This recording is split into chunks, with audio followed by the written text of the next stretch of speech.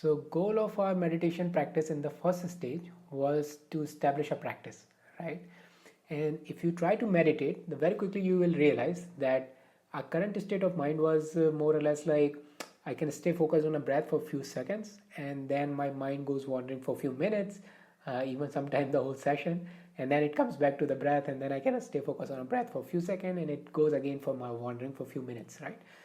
So it is more like our mind is constantly distracted with momentarily awareness of breath, and then again the distractions continue.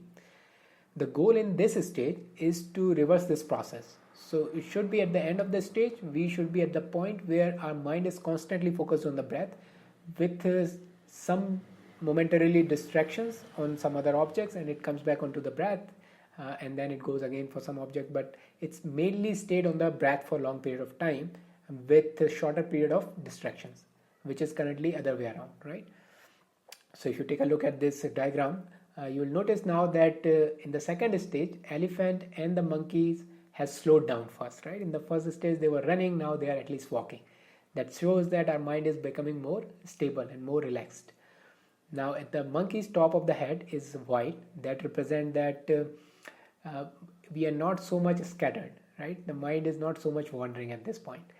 On the other hand, the white head of the elephant is representing that some hindrances has been overcome at this point, right? So we are able to establish our practice. That means some degree of dullness, procrastination, resistance has been overcome, right? And there is still a lot of fire that's represent we need a lot of effort. Also in the stage 1 and stage 2, the path is slightly longer as compared to other stages, right? So that shows we need more effort in these stages, and it is slightly longer path, right? And the fire represents that we require more effort. Okay, so in stage 2, our goal is basically to reduce this time for mind wandering and increase the time for stable attention on the breath, right? So if we take a look at what is happening behind the scene, it goes like I had an intention on my breath, so it starts from there, and I focused on my breath, and then somehow I forgot about my breath, right? And within my awareness or peripheral awareness, there's a lot of different objects. It could be different thoughts, memory, emotions, external stimulus, many different things are going on. One of those objects has captured my attention, and now my mind is thinking about that object.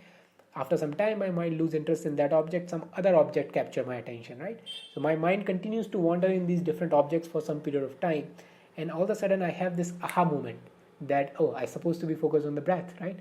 So at that time I have this awareness, or this I'm kind of awake now, so I go back on my breath, and then again my mind forget it, mind wandering, aha moment, go back to the breath, right? So this is kind of a cycle that's keep going on, where the mind wandering is taking the most of the time.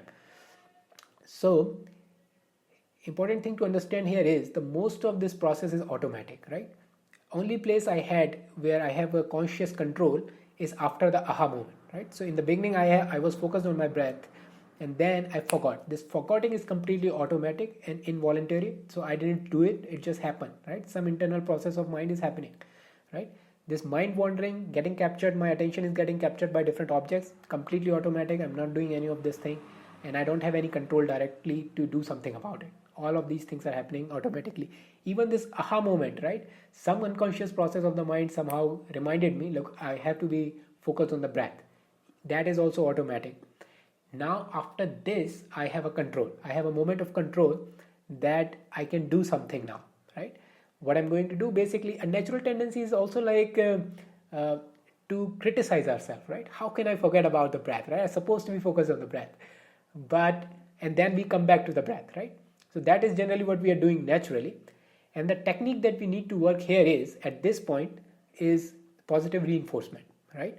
So what we are basically going to tell our mind that we want to increase these aha moments, right? We want to increase this introspective awareness, right? So what we are going to do is, every time we come back from the mind wandering, every time we have this kind of enlightenment, this small, right, this realization of I'm supposed to be on the breath, that epiphany or that aha moment, we want to take a joy in that moment, right? We want to positively reinforce that moment, so we can have a little bit of smile on our face and have a sense of accomplishment inside ourselves that, okay, this thing is working, right? I am being aware of my mind's supposed to be on the breath, right? So you want to kind of train ourselves to enjoy these aha moments, right? Every time we have aha moments, we want to enjoy it, right? So that is being communicated to unconscious mind in a way that we want to increase this aha moment, a frequency of this aha moment, right?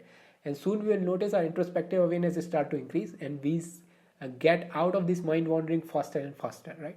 So this is the primary technique we work here on this stage. We want to keep positively reinforce every time we are getting this aha moment that yes, this is exactly what I'm like working on, right?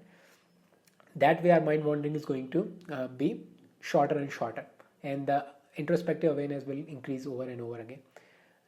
And then the second thing here is, so after that aha moment, I did my positive reinforcement, and now I'm coming back to my breath, right?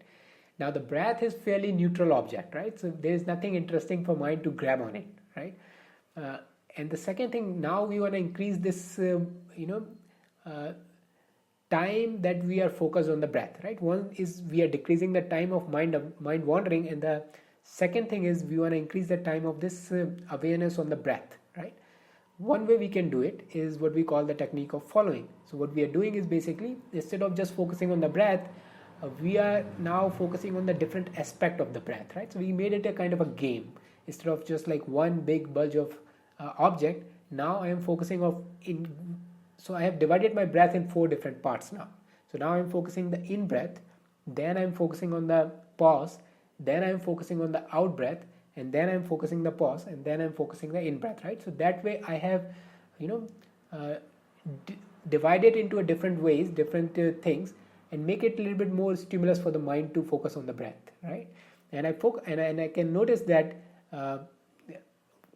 and the focus of the attention also increase in this process, right? So now I can also notice that the in breath, when I'm observing my in breath, it's easy to observe, right? As compared to the end of the breath is harder to observe, right? It's more subtle, it's more diffused, as compared to again the outer breath is comparatively easier to experience, as compared to the end of the outer breath is harder to experience, right? So I have this comparison, this focus, this kind of a game going on, and when I'm focusing on my breath, right? So these are the 2 things we are going to use. Following also, like we are going to use in the next stage. So we are not so much focused there, but we certainly want to use positive reinforcement as much as we can, right? So that can help us to reduce the mind wandering. Okay, so that is the process of the second stage. Now here's another important aspect of the second stage is we want to have a stable attention, right? We do not care so much that if the focus on the attention, focus on the object is very vivid, right? So sometime when I'm focusing on my breath, the object is in the center of my awareness, right? So at that time my focus is very sharp, right? Sometime that object can go in the background. I'm dimly aware of my breath, but I'm thinking about something else. That is completely okay in the second stage, right? We just want to increase this stability for longer period of time, right? So even if I'm dimly aware of my breath, I will still consider as I'm aware of my breath, right? So then if breath comes back on the center and I'm aware more vividly, even better, right? But my goal is not to have like a mostly vivid and concentrated focus on exclusive focus on the breath. My goal is to have some focus on the breath for a long period of time in this stage, right? So this is what the second stage looks like. And there's some challenges that you are going to face when you are working on the second stage. One of them is, we have already discussed, mind wandering. So what is happening with the mind wandering is I am supposed to be focused on one object, but my mind is getting distracted by something else, and then that distraction takes time, right? So it's single line of thought which is continues to go on for some time. Let's say I was distracted by the food, so my mind is now thinking about the next meal, what it should be, what I need to buy, what I need to do, all this kind of stuff. But it is focused on only one thing, so my mind is wandered on one object. Another thing that happens is monkey mind, right? So my mind is not wandering so much as it's jumping. It's very rapidly jumping on one object to another, right? So it's not staying on any object. It's different in the mind wandering as compared to mind wandering, right? So here the strategy is slightly different to handle the monkey mind. It's just very impulsive. It's not going to stay on the breath if it is in that state. So if you remember the meditation, the way we should be going in the meditation in the beginning is we should start with the whole body, right? And then we slowly move into the breath, and we slowly move into the larger area, and finally we settle down on the focus on the breath on the tip of the nose.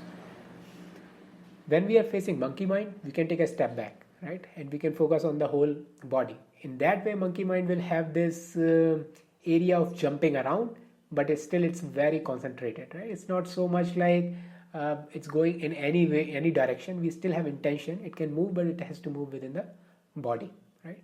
That way we can, make this restlessness of monkey mind more intentional meditation object. Okay. Then sometimes we also feel this impatience, right?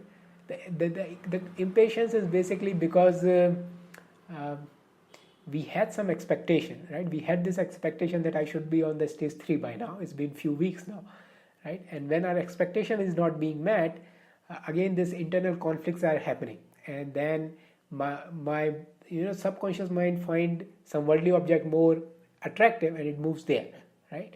And the more I try to force myself in the stage of impatience, is the more disharmonious my meditation practice will become, right? So when I'm facing impatience, it's important to understand that I know the cause of the impatience is my expectations are not being met here, right? To set up your expectation properly, your expectation should not be like I will move into second stage or 10th stage in this much time. Your expectation should be more like my goal was to reinforce, do this positive reinforcement in the practice.